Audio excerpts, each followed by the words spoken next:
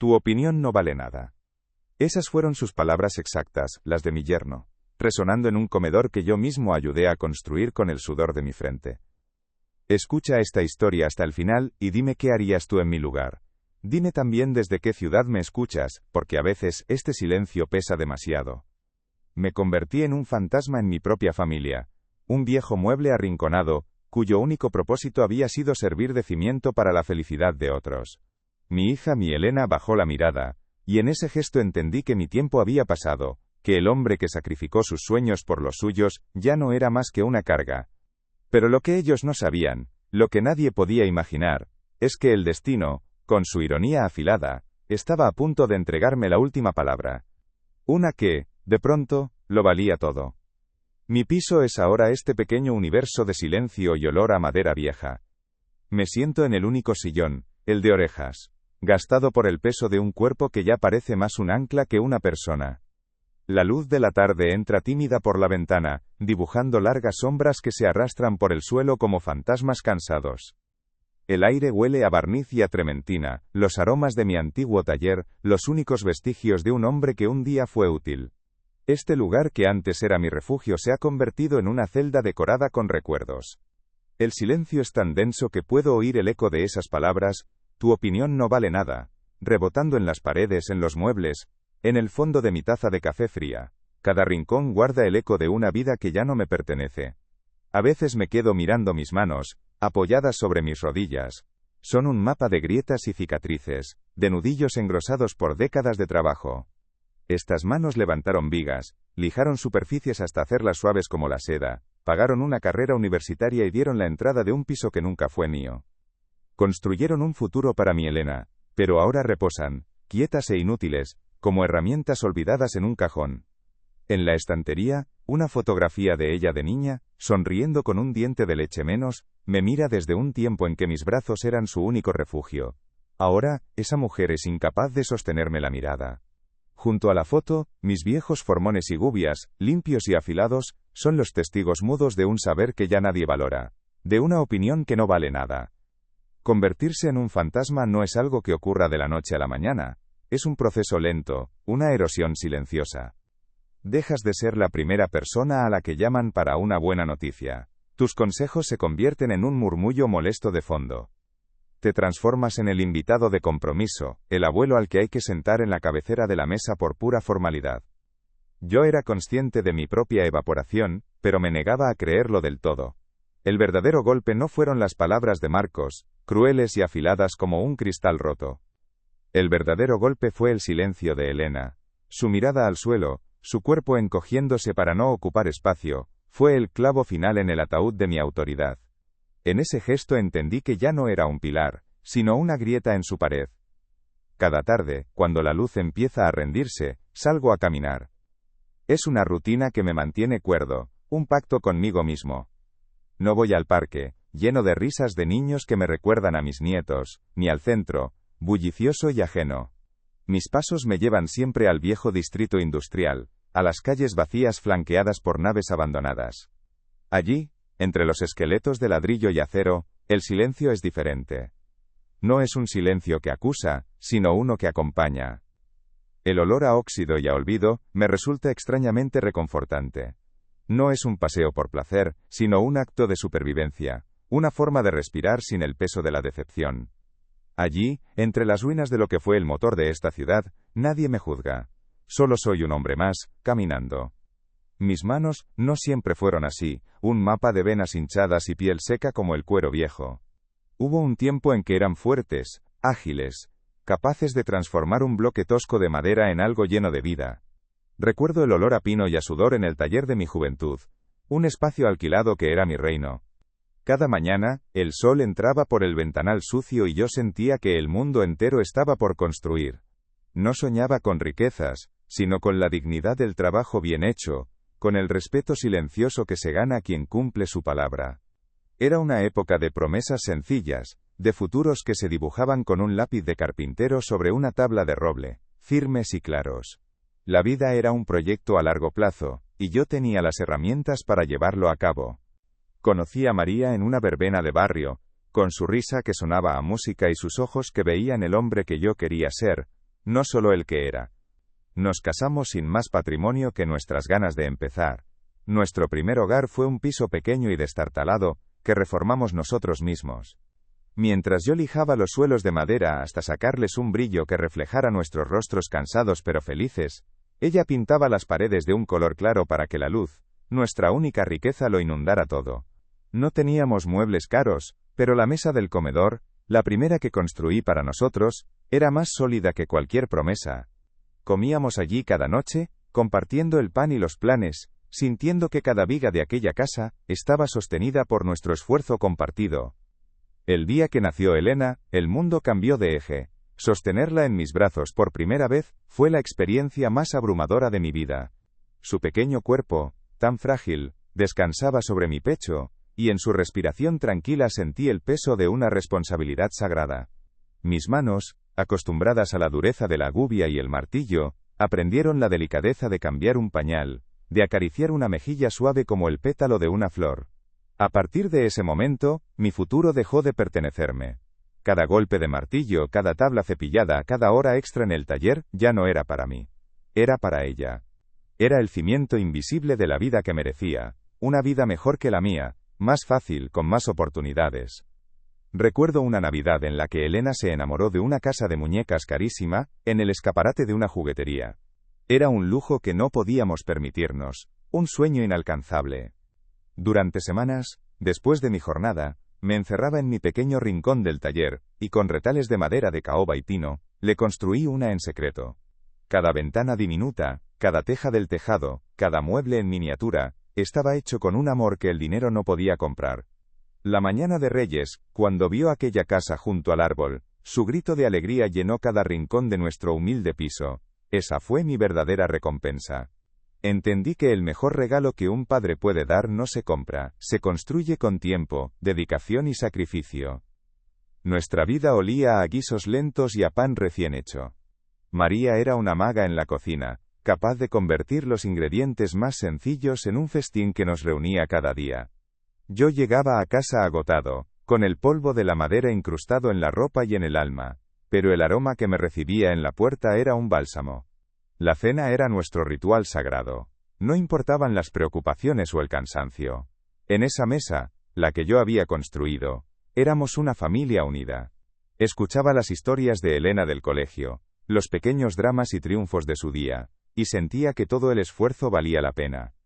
Proveer no era solo traer un sueldo a casa, era garantizar que ese santuario de normalidad y afecto permaneciera intacto.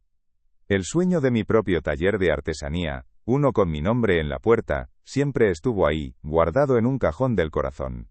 Ahorré durante años, peseta a peseta, imaginando el día en que sería mi propio jefe, en que podría dedicarme a crear piezas únicas, no solo muebles funcionales. Tenía el dinero listo, el local visto. Pero justo entonces, a Elena le ofrecieron la oportunidad de entrar en un colegio mejor, uno que le abriría las puertas de la universidad. La matrícula era alta, un gasto imprevisto que nos desbordaba.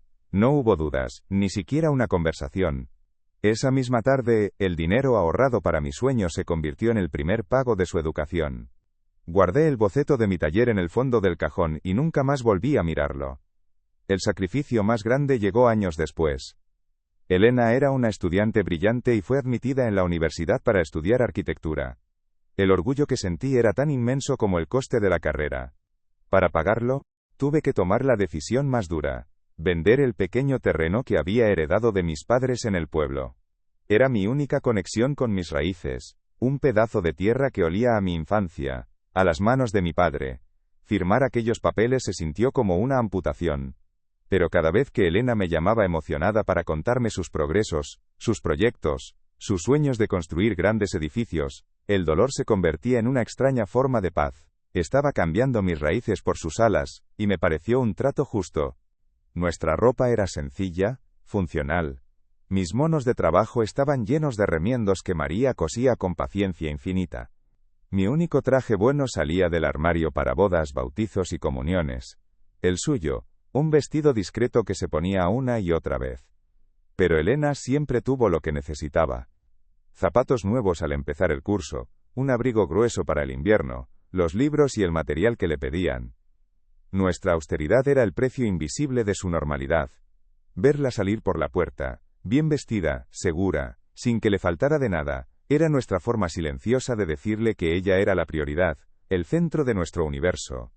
Era un lenguaje de amor que no necesitaba palabras, solo gestos. El día de su graduación, María y yo nos sentamos entre la multitud de padres orgullosos. Cuando dijeron su nombre, Elena García, y la vi subir al estrado a recoger su título, con aquella toga y aquel birrete, sentí que la obra de mi vida estaba completa. No era una silla de nogal, ni una estantería de cedro. Era ella, una mujer inteligente, preparada, con todo el futuro por delante.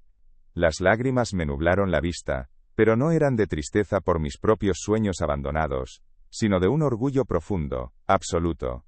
En ese momento, todo el sudor, todas las renuncias, cada noche de insomnio, cobraron sentido.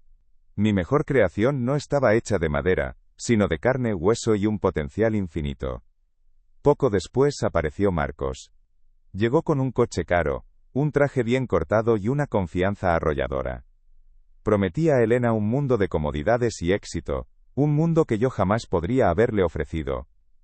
Lo miré con el recelo de un artesano que desconfía de lo que brilla demasiado, de las superficies perfectas que esconden una estructura débil. Pero mi hija estaba enamorada, y el deber de un padre es saber cuándo dar un paso al lado y confiar en las elecciones de sus hijos. Aún así, sentí una punzada. La primera señal de que mi rol como principal protector y proveedor de su mundo estaba llegando a su fin. Empezaba a convertirme en una figura del pasado. El andamio que se retira una vez el edificio está terminado. Cuando decidieron casarse y comprar un piso, el último gran sacrificio se presentó de forma natural. Usé todos mis ahorros, el dinero que guardaba para mi jubilación y la de María, para dar la entrada de esa casa. La casa donde ahora resuenan las palabras de desprecio de mi yerno. Recuerdo el día que les entregué el cheque en el banco. Era la última pieza que ponía en la construcción de su felicidad. Les di los cimientos de su vida juntos y, sin darme cuenta, me quedé sin suelo firme bajo mis propios pies. Lo hice sin esperar nada a cambio, porque eso es lo que hacen los padres. Construyen, dan, y luego si es necesario, aprenden a hacerse a un lado, en silencio.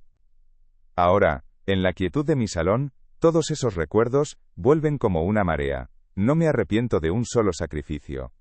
Cada decisión, cada renuncia, la tomé con el corazón lleno, convencido de que estaba haciendo lo correcto. El dolor no nace del acto de dar, sino del olvido, de la invisibilidad. Duele que la casa que ayudé a construir se haya convertido en el escenario de mi humillación. Duele que las manos que la criaron ahora sean vistas como las de un viejo inútil cuya opinión no vale nada. El problema no fue el sacrificio, sino la ingratitud. Y esa es una madera que por más que se lije, nunca pierde su amarga aspereza. La semana que siguió a aquella cena fue un desierto de silencio. El teléfono, mi única ventana a su mundo, permaneció mudo. Al principio, me decía a mí mismo que estarían ocupados, que la vida moderna es así. Un torbellino que no deja tiempo para los viejos. Pero cuando mis llamadas empezaban a ir directas al buzón de voz, una tras otra, la verdad comenzó a tomar una forma fría y afilada. Hola hija, soy papá. Solo llamaba para saber cómo estáis. Dejaba mensajes cortos, sin rastro de reproche, pero mi voz sonaba extraña en la grabación, como la de un mendigo pidiendo una limosna de afecto. La ausencia de respuesta era una respuesta en sí misma, una pared invisible que ellos habían levantado, ladrillo a ladrillo, con cada llamada ignorada. Finalmente, tras 2 semanas de exilio telefónico, me presenté en su casa. Llevaba una bolsa con naranjas de mi pueblo, un gesto sencillo, una ofrenda de paz. Me abrió Marcos. No me invitó a pasar de inmediato, su cuerpo bloqueaba el umbral como si fuera un guardia. Su sonrisa era una línea tensa, un formalismo vacío. Elena apareció detrás, secándose las manos en un delantal, y su mirada no se encontró con la mía, sino que se fijó en un punto indefinido sobre mi hombro. La conversación fue breve, forzada, llena de silencios incómodos que flotaban en el aire como polvo. Me sentí como un vendedor a domicilio, un extraño que había interrumpido su rutina. Me marché con la sensación de que mi presencia era una anomalía, una mancha en su ordenada y perfecta vida. La exclusión se volvió más evidente en las pequeñas cosas, Me enteré por casualidad, a través de una vecina, de que estaban planeando reformar la cocina. La misma cocina cuyas baldosas yo había ayudado a colocar años atrás.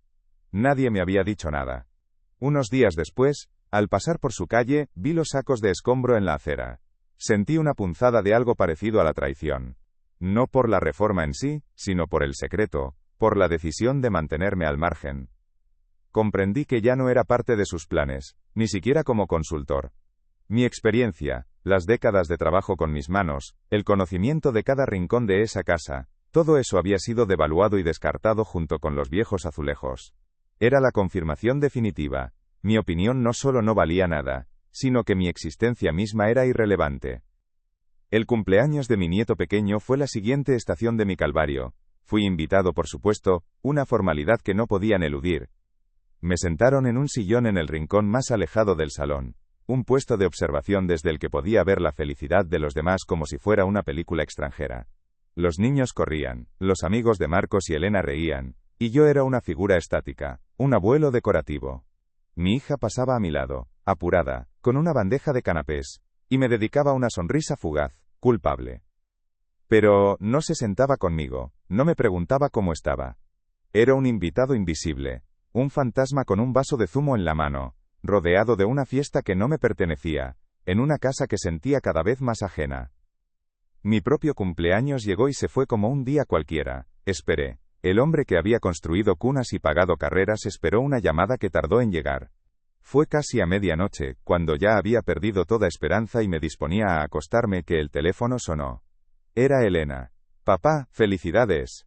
Perdona la hora, es que hemos tenido un día de locos, no hemos parado. Su voz sonaba cansada, distante, como si estuviera cumpliendo con un trámite engorroso antes de poder, por fin, dar el día por terminado. No había calor en sus palabras, solo la eficiencia de quien tacha una tarea de una lista. Colgué el teléfono y me quedé mirando la oscuridad de mi piso. La soledad de aquel momento fue más profunda que nunca. No es que se hubieran olvidado, es que recordarles había sido un esfuerzo. El golpe final fue el más silencioso, y por eso mismo, el más cruel. Una tarde, sintiendo un peso insoportable en el pecho, caminé hasta su edificio. Necesitaba ver a mis nietos, aunque solo fuera un instante. Desde la calle, vi las luces encendidas, y oí el murmullo de risas y música. Subí. Al llegar a su puerta, el sonido era claro. Estaban celebrando algo. Toqué el timbre con el corazón encogido. La puerta se abrió una rendija. Era Elena. Su rostro se descompuso al verme. Llevaba un vestido de fiesta. Papá, ahora no es un buen momento. Tenemos gente en casa. No hubo más explicación. Lentamente, cerró la puerta, dejándome solo en el rellano, escuchando las risas que se ahogaban tras la madera. Aquella puerta cerrada en mi cara, fue la última palabra. El fin del camino. Tras aquella puerta cerrada me alejé sin rabia, con un vacío que parecía tener un peso físico. Regresé a mi piso, a mi silencio, y durante días me sentí como un buzo en el fondo del mar, donde la presión es inmensa y la luz no llega. Mis paseos por el viejo distrito industrial se convirtieron en mi único oxígeno. Cada tarde, seguía la misma ruta entre los esqueletos de las fábricas, donde el viento silba a través de los cristales rotos. Fue en uno de esos paseos, hace unos meses, cuando lo vi. A Marcos. Estaba en un callejón sin salida, junto a un contenedor oxidado. Hablaba con otro hombre, uno cuyo rostro no distinguí bien. Le entregó un sobre. No le di importancia entonces. Solo otro de sus negocios turbios, lejos de mi mundo de madera y honradez. La llamada a la puerta sonó un martes por la mañana. No era el toque dubitativo de un vecino, sino un golpe firme, oficial. Abrí y me encontré con un hombre de traje discreto y ojos cansados que habían visto demasiado. Se presentó como el inspector Robles. Mi corazón no se aceleró, era como si se hubiera olvidado de cómo hacerlo. Le invité a pasar y se sentó en el borde de la otra silla, la que nunca nadie usa. Fue directo al grano. Marcos estaba siendo investigado por un fraude empresarial, un asunto grave. Había una fecha concreta, una tarde de hacía un par de meses, en la que su coartada era débil. Tenían una pista vaga de que había sido visto en la zona industrial. Sabemos que usted pasea por allí cada día, señor García, dijo con voz tranquila. ¿Vio algo fuera de lo común aquel día? Su pregunta fue una llave que giró una cerradura en mi mente. El recuerdo, que había sido una imagen borrosa e insignificante, de repente se enfocó con una nitidez que me heló los huesos. Lo vi todo de nuevo con una claridad absoluta. La forma nerviosa en que Marcos miraba a su alrededor antes de entregar aquel sobre Manila abultado. El destello de su reloj caro contra el fondo de óxido y abandono. El otro hombre arrebatando el sobre y desapareciendo en un coche oscuro sin distintivos. Recordé hasta la matrícula, un detalle que mi vieja mente había catalogado sin motivo. En ese instante, lo comprendí todo. El peso de aquel sobre. El significado de aquella reunión secreta. El inspector me observaba, esperando. Y yo, el hombre cuya opinión no valía nada, sostenía el único hilo que podía desentrañar o salvar su mundo entero. La ironía era tan amarga, que sabía a metal. Respiré hondo, dejando que el silencio se alargara entre nosotros. Miré al inspector Robles, permitiendo que viera solo lo que yo quería que viera. Un anciano cansado, confundido por la repentina intrusión del mundo en su vida tranquila. Mi rostro permaneció impasible, una máscara tallada por años de paciencia y dolor. Inspector, dije con la voz firme pero un poco frágil. Era una tarde como cualquier otra. Necesito tiempo para recordar los detalles. La memoria, a mi edad, es caprichosa. No era una mentira. Necesitaba tiempo, no para recordar sino para decidir. Por primera vez en mucho tiempo, sentí una extraña sensación de poder. No era el poder de construir o de dar, sino el poder de retener. El poder de una sola palabra, mantenida en reserva. Ya no era la víctima, era el testigo. El inspector se marchó, y el silencio que dejó atrás ya no era el mismo. Antes era un silencio pesado, el de la soledad y el olvido. Ahora era un silencio denso, expectante, el espacio vacío donde se toma una decisión irrevocable. Me senté en mi sillón, pero ya no me sentía como un fantasma en mi propia casa, sino como un hombre que, tras una vida entera de servidumbre, había recibido de vuelta las llaves de su propio destino. No sentí la quemazón de la venganza ni el impulso de destruir. Sentí algo mucho más frío y poderoso, la claridad. La vida de Marcos, la tranquilidad de Elena, todo pendía de mi palabra. Y yo, por primera vez, decidí no pronunciarla. Decidí que mi acción no sería un grito, sino un acto de desaparición calculada, un borrado digno y definitivo. A la mañana siguiente, fui al notario. No fue un acto de ira, sino de justicia poética. Toda mi existencia había sido una inversión a fondo perdido en el futuro de mi hija, un futuro que ahora me daba la espalda. Mis escasas posesiones, el piso que pagué con el sudor de 40 años, mis preciadas herramientas de ebanista, todo estaba destinado a ella por ley natural. El notario, un hombre de rostro impasible, escuchó mis nuevas instrucciones sin pestañear. Cambié el beneficiario de cada una de mis propiedades. Mi pequeño legado no iría a parar a manos que lo habían despreciado. Recordé a un joven aprendiz del barrio, un chico con un talento inmenso y sin recursos. A él le dejé mis herramientas y un pequeño fondo para que pudiera empezar su propio camino. El resto, para una fundación que ayuda a jóvenes artesanos. Al firmar, no sentí rencor sino una profunda y serena paz. De vuelta en casa, comencé el ritual de vaciar mi vida. Fue un proceso metódico, casi quirúrgico. Llamé a un anticuario, un hombre que supo ver el valor en la veta de la madera y en el trabajo de las juntas, y le vendí los muebles uno a uno. Me quedé solo con una maleta de ropa, unos cuantos libros y la fotografía de Elena de niña, la que aún sonreía sin conocer los silencios cómplices. Cada objeto que cruzaba el umbral de la puerta, era un ancla que soltaba, una atadura menos. El piso, cada vez más desnudo, parecía más grande, más luminoso. No había tristeza en el eco de mis pasos, sino una extraña ligereza, como si me estuviera quitando un peso de encima que ni siquiera sabía que llevaba. Estaba desmantelando el mausoleo de mis sacrificios. La noche antes de marcharme, preparé una última caja. Dentro, mis formones, gubias y cepillos, limpios y afilados, listos para una nueva vida. Junto a ellos, dejé un sobre con el dinero de la venta de mis muebles, y una nota anónima para ese joven aprendiz. Era mi último acto como constructor, pero esta vez, estaba poniendo los cimientos para un extraño, para alguien que quizá entendería el valor de crear algo hermoso con sus propias manos. No dejé carta para Elena, mi silencio sería mi respuesta definitiva. mi opinión final sobre el valor de las cosas. Antes del amanecer, con una pequeña maleta como única compañía, cerré la puerta de mi piso por última vez y caminé hacia la estación de autobuses, en dirección a un lugar donde el mar, y no la memoria de los otros, decidiría mi valor. El teléfono sonó 3 días después de la visita del inspector. El estruendo repentino en la quietud de la tarde me sobresaltó, no por sorpresa sino por la certeza de quién llamaba. Era Elena. Su voz, después de semanas de un silencio que había sido una sentencia, sonaba extrañamente melosa, como la miel que se ha calentado demasiado y ha perdido su textura. Papá, ¿cómo estás? Te llamaba porque Marcos y yo pensábamos pasar a verte mañana. Te echamos mucho de menos. No había reproches en su tono, solo una dulzura artificial, una urgencia mal disimulada bajo una capa de normalidad forzada. Escuché en silencio, asintiendo a un interlocutor invisible. Por primera vez, no sentí la punzada de la esperanza, sino el frío interés de un espectador que espera a que se levante el telón. Sabía que la función estaba a punto de comenzar. Llegaron al día siguiente, puntuales, no venían con las manos vacías.